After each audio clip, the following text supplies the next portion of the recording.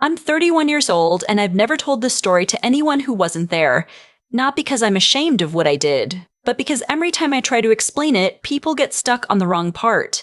They hear she pretended to be broke, and they assume I was playing games. What I was actually doing was protecting something I'd spent years building and making absolutely sure that the man I was falling for was worth the risk of letting him in. His name is Evan. We met at a farmer's market in Kensington, of all places. He was arguing with a vendor about the price of heritage tomatoes, and I laughed out loud before I could stop myself. He turned around, and instead of being embarrassed, he laughed too. That was it. That was the whole thing.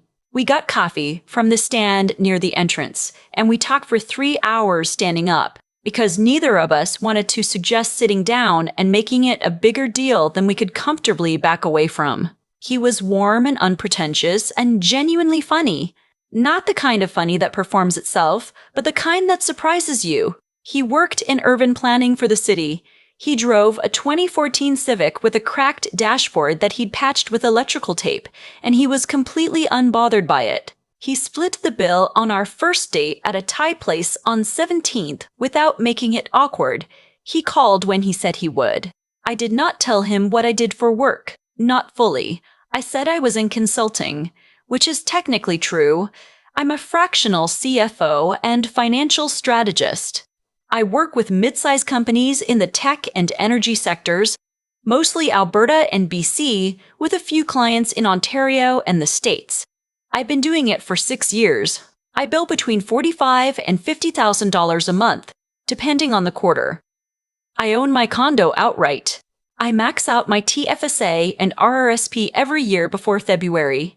I have an investment portfolio that my accountant manages and that I try not to think about too hard because it genuinely makes me anxious in a way I haven't fully unpacked. Evan knew none of this. He knew I worked for myself, that I had an office downtown, that I occasionally took calls at strange hours because of time zones. He said, my Bruppant once early on, and I watched him take in the mid-century furniture and the art on the walls, and I saw him doing the math in the way people do, calibrating, re-estimating, and then I saw him decide not to ask. I respected that, but I also knew it meant he'd filled in his own answer. I let him. I need you to understand why before you decide what to think of me. My mother was a bookkeeper for a dental practice for 23 years. She was good at her job and completely invisible in it. When I was growing up, we weren't poor, but we were careful. I wore my cousin's winter coats. We bought the no-name cereal. We took road trips instead of flights because flights were, and I quote, for people with more money than sense. My mother said this without bitterness, which I think took enormous discipline. She also said something else that I've carried with me since I was maybe 12. We were at a dinner party at her boss's house, his wife's birthday, and I watched the way his family spoke to her, polite but clipped, helpful in a way that made her feel small.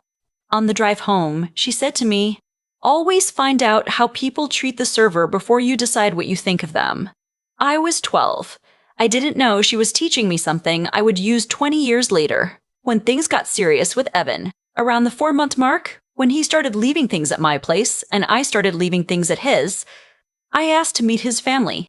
He got quiet in a way that I noticed. Not upset, just careful. He said his family was great, but that they had certain ideas about things and that he wanted me to be prepared. I asked what kind of ideas. He said his mother, especially, placed a lot of importance on compatibility of circumstance. He used that exact phrase. I have never forgotten it.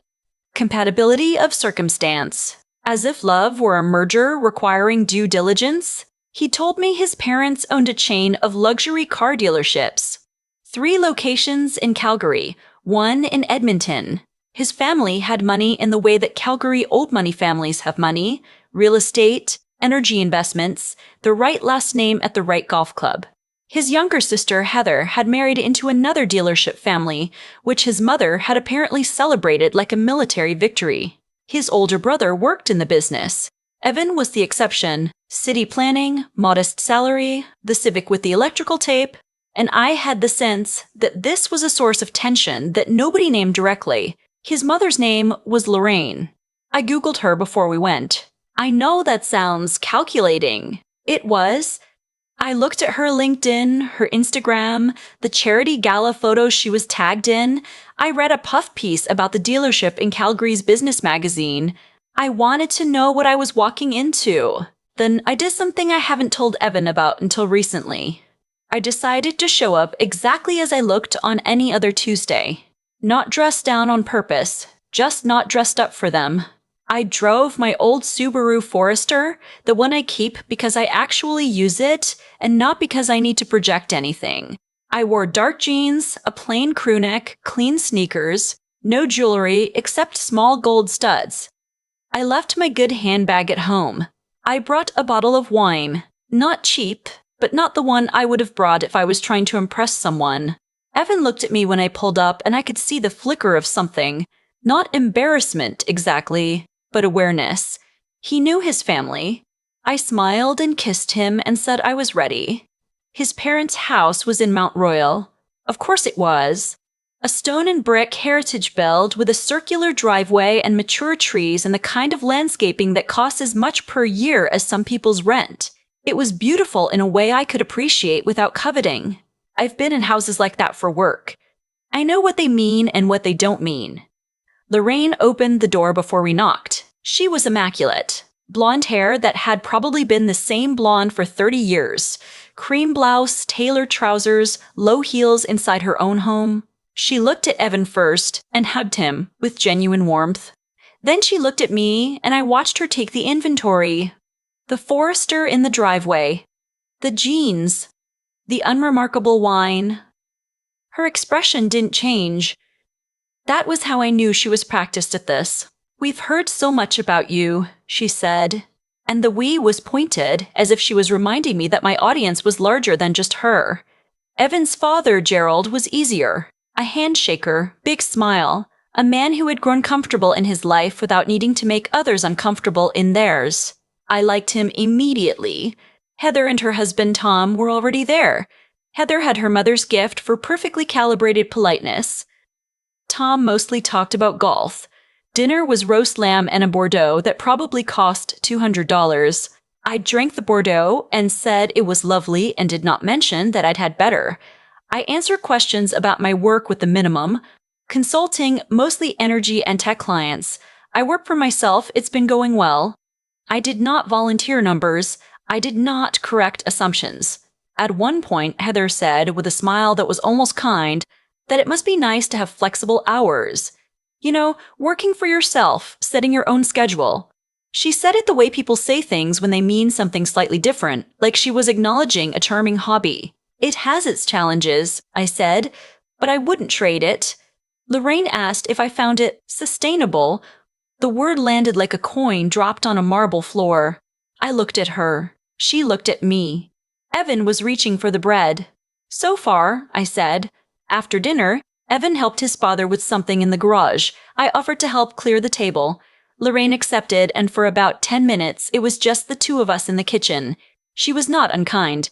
That's the thing I keep coming back to. She was not cruel. She was simply operating from a fixed set of values about what mattered and what didn't. And she had clearly decided before she met me that I was likely to fall into the didn't column. She made small talk about the neighborhood, about Heather's upcoming trip to Portugal, about a renovation they were considering. She did not ask me one question about my life. Not one. I noticed. I said nothing. On the drive home, Evan asked what I thought. I said his father was lovely. He said, "And my mother?" And I said she seemed like a woman who knew exactly what she wanted, and I meant it as a neutral observation, and I think he received it that way.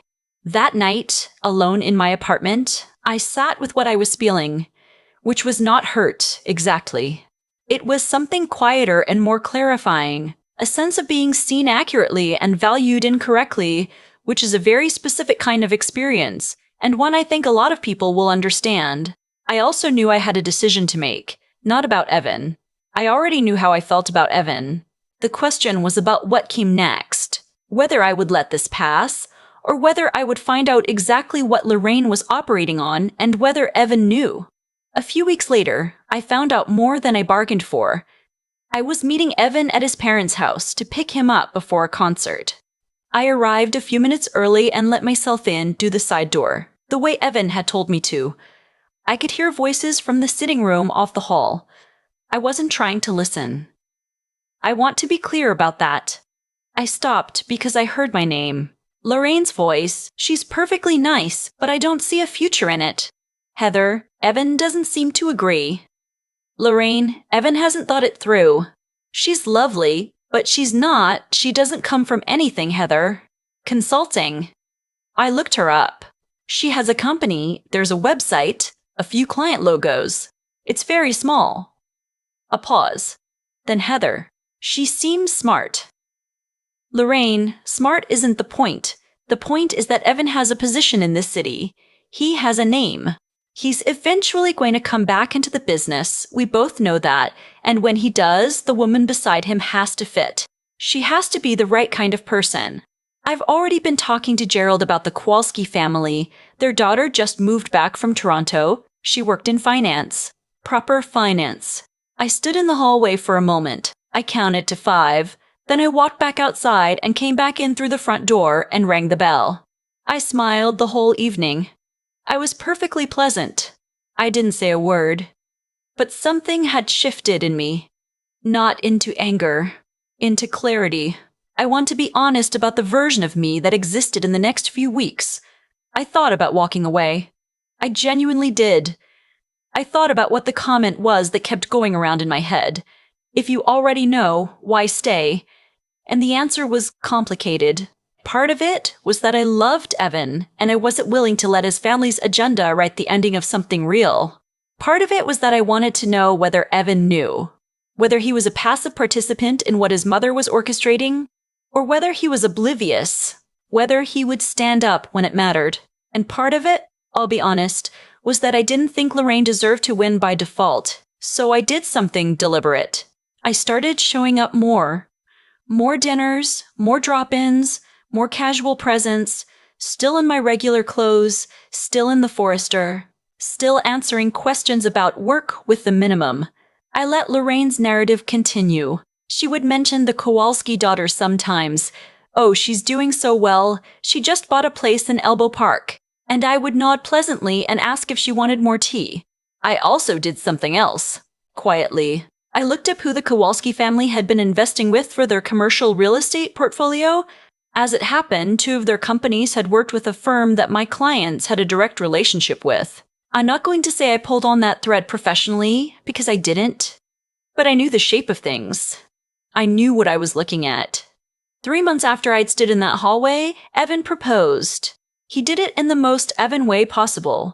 No restaurant, no audience, no performance. We were on a hike in Kananaskis, resting at a lookout, and he took a small box out of his jacket pocket and said, I know this isn't exactly the moment people plan, but I've been carrying this around for 2 weeks and I can't wait any longer.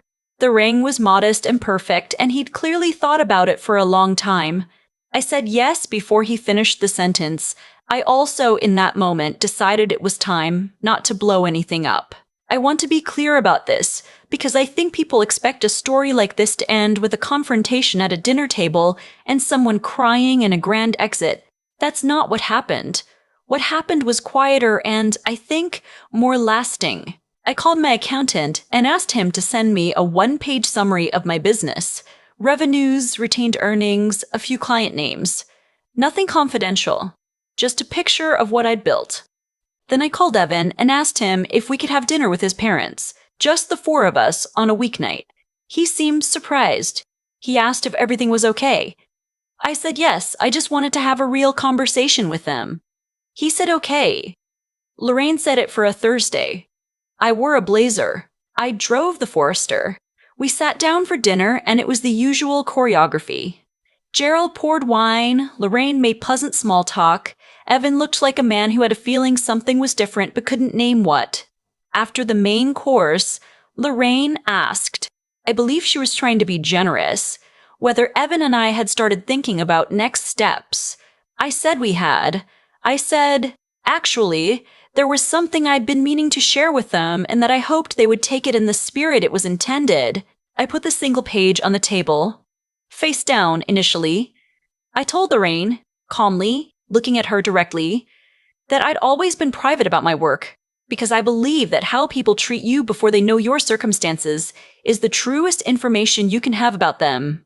I told her that I'd overheard her conversation with Heather some months ago. I didn't say this with any heat. I just said it, and I watched her face rearrange itself. I told her that what I heard had been useful, because it helped me understand what she valued and what I would need to think about. Then I turned over the page. I'm not from a family with a name in this city, I said, but this is what I've built in 6 years on my own. I'm not sharing this because I think it changes what I'm worth. I'm sharing it because I think it changes what you thought you knew. Gerald looked at the page for a long time. He had the grace to look genuinely surprised, and then to look slightly embarrassed, and then to look at his wife.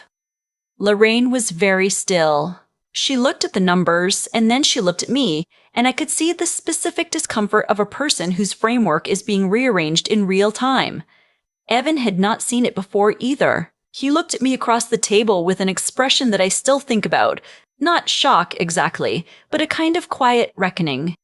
Later, he told me that he'd always suspected I was being careful about something, but he'd respected my privacy enough not to push. He said that, and I believed him completely. There was a long moment of silence. Gerald broke it by saying, "Well, I think we owe you an apology." He said it to me directly, and I appreciated the directness. Lorraine said, "I may have made some assumptions. It wasn't a full apology, but I hadn't come for a full apology. I'd come for the truth to be in the room. I told her I understood that. I told her I didn't hold it against her, and that was almost entirely true." After dinner, when Evan and I were in the car, he asked how long I'd been planning that. I said since the hallway. He was quiet for a while. Then he said he was sorry about what his mother had said. He said he'd known she had a certain way of thinking about things and that he'd been too conflict avoidant about it and that he should have said something long before now. I believed that too. I told him, "Your mother isn't the reason I was careful. I was careful because I've learned, the hard way and the long way, that people show you who they are when they think nothing is at stake. I didn't want someone who loved me because of what I had. I wanted someone who chose me without knowing what I had. And you did. That's what I actually needed to know." He held my hand the rest of the drive home. Lorraine and I have reached a kind of equilibrium. We're not close. I don't think we'll ever be close. But she looks at me differently now. Not with warmth, exactly, but with something I'll take. Recognition. She asks about my clients, about the work. She introduces me to her friends properly. I can feel her refiling me in a category she actually has words for, and that's enough. I don't need her approval. I needed her to understand that I was never auditioning for it. The Kowalski daughter met someone and got engaged, I heard. I hope she's happy. Evan and I got married last September. He wore a blue suit that he bought the week before. I wore a dress I'd been looking at for 2 years. We got married outside, in the mountains, with 40 people we actually wanted there. Gerald gave a toast that made Evan's aunt cry. When I think about why I did what I did, the months of patience, the deliberate quietness, the page on the table, I don't think about strategy. I think about my mother in the car on the way home from that dinner party. I think about the server. I think about how the truest information you can have about a person is how they behave when they believe nothing is at stake. It turned out that everything was at stake, and it turned out I already had exactly what I needed to know. I think about my mother a lot when I replay all of this. Not the dramatic parts, not the page on the table or Lorraine's face going still, but the drive home from that dinner party when I was 12. And the way she said what she said without any bitterness in it. That's the part that stays with me. Because bitterness would have been easy. Bitterness would have been understandable. But she chose something harder and more useful. She chose to teach me instead. What she was really teaching me, I think, was integrity. Not the word on a motivational poster kind. The quiet, everyday kind, where you decide what you value and you live inside that decision even when no one's watching and there's nothing to gain from it. I could have told Evan about my income on our second date. I could have corrected Lorraine at that first dinner, watched her recalibrate, enjoyed the shift. I didn't, because that would have been about ego. And ego is the enemy of actually knowing anything true about the people in your life. There's something I've learned about patience that I don't think gets said enough. It isn't passive. Waiting is not the same as doing nothing. There's months of showing up as exactly myself, of answering questions with the minimum, of driving the Forester and bringing the ordinary wine. That was a choice I remade every single time. It took more out of me than people might think. There were evenings where I sat in my car outside Evan's parents' house and asked myself whether I was being principled or just stubborn. That's a genuinely hard line to find sometimes. But I think the difference is what you're protecting. I wasn't protecting my pride. I was protecting something real, the possibility of being chosen honestly without the numbers mattering. And then there's what I think of as the intelligence piece. Not book smarts. The other kind. The kind that pays attention, that reads a room, that files away small things and understands what they add up to. When Lorraine asked if my work was sustainable, the word she used was the data. When she asked about Evan's future without asking about mine, that was the data. When she mentioned the Kowalski daughter 3 separate times over 3 separate dinners, that was the data. I didn't need to be angry about any of it. I just needed to understand what I was looking at. Evan sometimes says I was braver than him through all of this, and I always push back on that. He was navigating something harder in a lot of ways. The discomfort of knowing his family had a blueprint for his life and not knowing how to say he wasn't going to follow it. What he eventually did, sitting across the table from his parents that Thursday night and not flinching when I turned that page over, that was its own kind of courage. The kind that doesn't announce itself. The kind that just holds.